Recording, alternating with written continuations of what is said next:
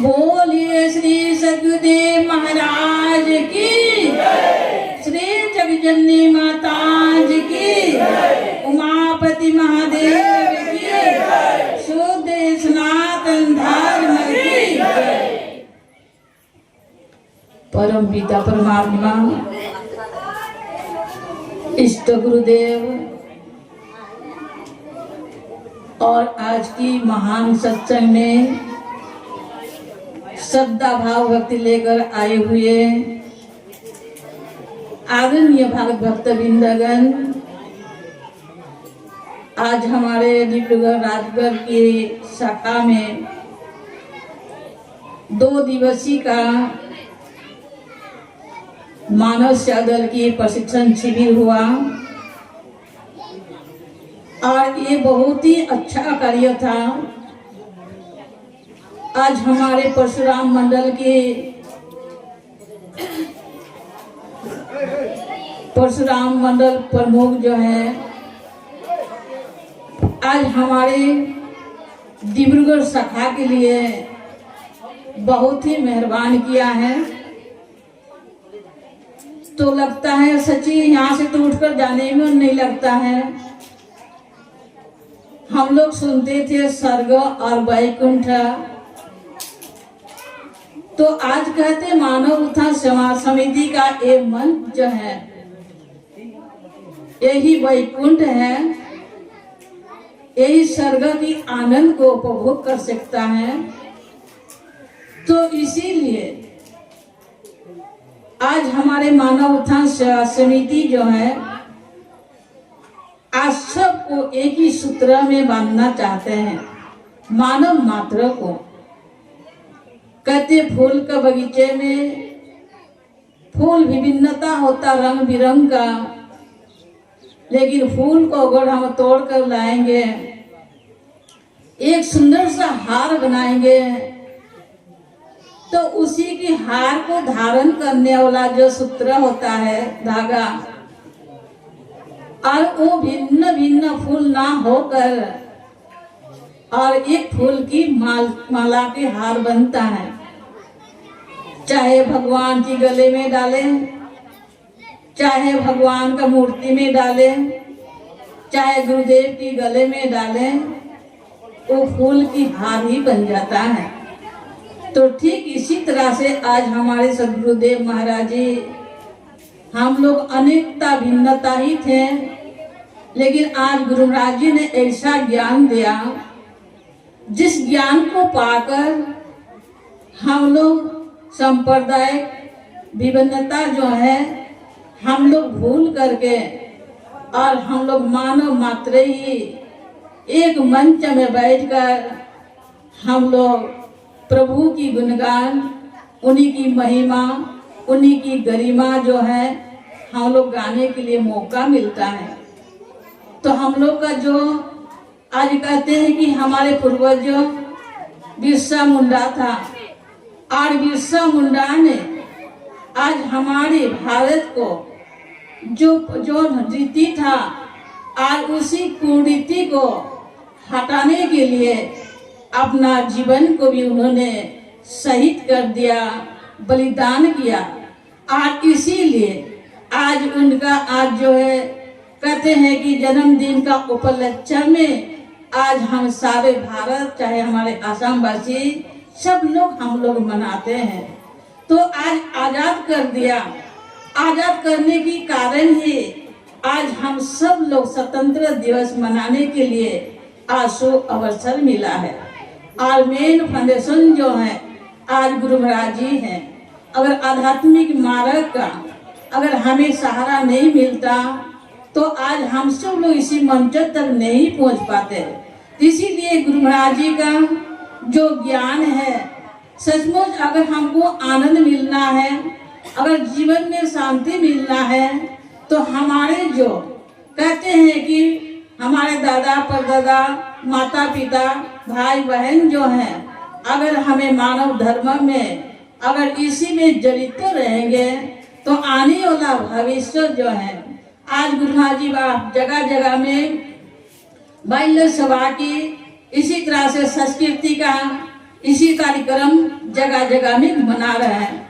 तो क्योंकि हमारी ही बच्चे, हमारी ही आने वाला भविष्य, आने वाला पीढ़ी जो है, कहते इसी स्मारक को बचाकर आगे में भविष्य में ले जा सकता है।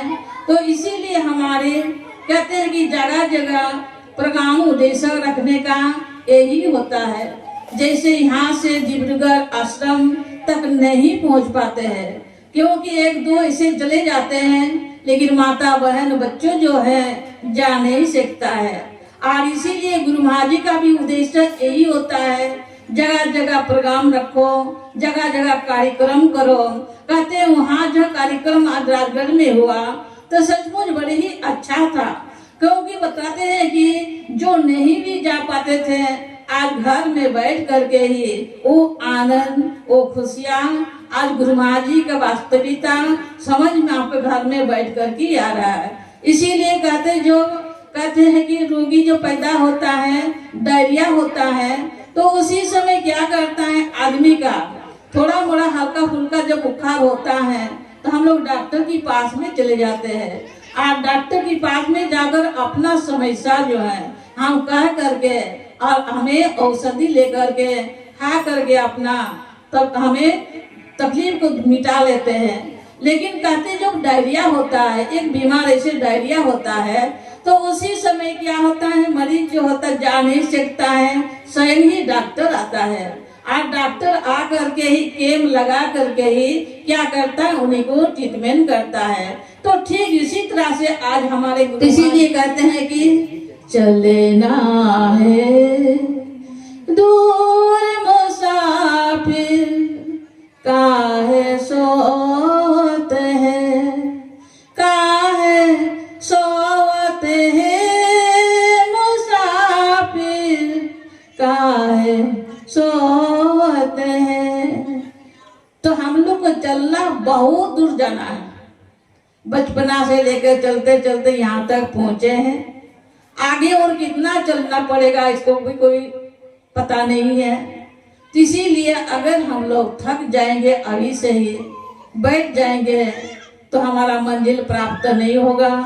तो इसीलिए हमको गुरु महाराज जी जो है समय समय में गाइड करते रहते हैं। और हमें गुरु महाराज जी के गाइड में रह करके अगर भक्ति करेंगे, चलेंगे, तो हमारा जीवन सफल होगा।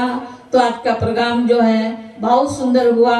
तो सभी को, आप सब लोग को बहुत बहुत धन्यवाद है। और इसी तरह से कारण हमारे जो कहते हैं कि जैसे संजय भाई, वरुण भाई और इधर विक्रम भाई जो कहते हैं, ये लोग जो इतना सुंदर क्यों बोल पाते हैं, ये लोग क्या करता है, अध्ययन करता है। तो इसीलिए हमारे भागवत भक्तों को भी अनुरोध करूंगी जरूर पत्रिका पढ़ने के लिए। आज जो वेद में शास्त्र में पढ़ करके जितना समय मतलब समय बीत जाता है, निकाल नहीं पाते रहस्य को, लेकिन अगर जो पत्रिका पढ़ने वाला होता है, पत्रिका का गुरु महाराज जी के सिरमुख की वाणी है, आज जो पढ़ेगा तो उसी को कहते इसी तरह से कहते सारे गुरु महाराज जी का रहस्य जो है, ज्ञान की रहस्य जो है उनको समझ में आएगा। इसीलिए पत्रिका भी आया है। और पत्रिका भी आप लोग एक ठो कहते श्री जगत जननी माता जी जो थे, तो उसी समय जैसे पत्रकार लोग अच्छा बात को नहीं छपाता है, थोड़ा से मिस्टेक गलती हो तो उसी को बार बार रिपीट करता है। तो हमारे श्री माता जी कहते हैं, अरे छोड़ो, ये लोग पत्रकार हमारा ज्ञान का प्रचार क्या करेगा, हमारा प्रचार करने वाला हमारे भक्त हैं। और ये भक्त ही जन जन तक हमारा ज्ञान को, रोशनी को पहुंचाएगा। तो माता जी ने कहा था हमारे भक्त ही पत्रकार हैं, जहाँ जाता है गुरु महाराज जी का ज्ञान का ही चर्चा करता है। जहाँ भी जाएंगे वहाँ पर ज्ञान की ही बात करेगा, वहीं पर जाकर साधन भजन की ही बात करेगा। तो इसीलिए ज्ञानी होने के कारण से ज्ञानी आलतू फालतू बात नहीं कर सकता है। कारण कहते हम लोग को ब्रेक है, बिना ब्रेक का गाड़ी क्या करता है, गड्ढा में जंगल में घुस जाता है। लेकिन ब्रेक जब होगा वो सही रास्ता में ही चलेगा। तो आज हम लोग का मन का ब्रेक गुरु महाराज जी ज्ञान रूपी ब्रेक दिया है। तो इसीलिए कहते हमारा मन का ब्रेक नहीं था, गुरु महाराज जी ने मन का ब्रेक दिया है। तो इसीलिए हम लोग मन का कहने पर चलेंगे तो मन हमको सही रास्ता लेगा नहीं। तो इसीलिए हमें नाम का स्मरण करेंगे तो उसी में हमारा कल्याण होगा। और हमारे वरुण भाई और विक्रम भाई कह रहे थे, यहाँ के बहुत सारे भाई बहन हैं और जो उपदेश नहीं लिया है, और उसी उपदेश लेने वाला को भी मेरा निवेदन है। तो कहता है कि देखिए, कहते हैं कि हम लोग उसी को जानना जरूरी है। माँ और बाप जब जान लिया है तो बेटा बेटी को जानना भी अनिवार्य है। तो कहते हैं कि अगर जानना ही है तो हमारे के साथ संपर्क रखिएगा और इसी को बताएंगे। तो सेवा दल में जाना, सेवा करना तो सब लोग ही करता है, लेकिन कहते हैं एक जानकर करना और एक अनजान करना ये थोड़ा अंतर होता है। तो कहता है कि एक जाजली ऋषि था, आज जाजली ऋषि ने गुरुद्वार की सेवा करते थे और उन्होंने भगवान बुद्ध का समय का बात है, तो जाजली ऋषि ने क्या करा, गुरुद्वार की सेवा करते थे और सेवा करते करते वो बुजुर्ग हो गया, लेकिन कभी घर को पता ही नहीं चला था। तो एक दिन गुरुद्वार के लिए लकड़ी लेने गया और लकड़ी लेकर जब आता है तो कंधे में उठा करके लाया और जैसे लकड़ी को पटक दिया तो उसी में उसका एक जो बाल है वो बाल उसी में चिपक करके उसी में लकड़ी में आ गया। तो देखता है पका हुआ सफेद है। तो उसी समय उनको एहसास होता है, अरे मैं तो गुरुद्वार में आया था लेकिन मेरा उम्र इतना बीत गया, मुझे पता भी नहीं, ख्याल भी नहीं है, लेकिन मेरे बाल भी पक गया है, मैं वृद्ध हो गया। इसी तरह से उसका मन में एहसास होता है। तो इसीलिए कहते हैं गुरु महाराज जी के आज्ञा में रह करके जो सेवा करता है उनका जीवन सचमुच महान और धन्य और स्वर्ण अक्षर में आने वाला समय में वो स्वर्ण अक्षर में इतिहास में लिखा जाएगा। आज ये जो भी गुरु महाराज जी की सेवा कर रहे हैं, साथ दे रहे हैं, तो ये भी आने वाला समय में क्या होगा, वो इतिहास में आएगा। तो कहते हैं कि पहले हम लोग सुनते हैं, कहते हैं कि 4 वेद को रचना करना, जो वेद व्यास था उन्हीं ने रचना किया। और लेखक कौन था, लेखक जो था कहते श्री गणेश था। और श्री गणेश देव ने क्या किया था,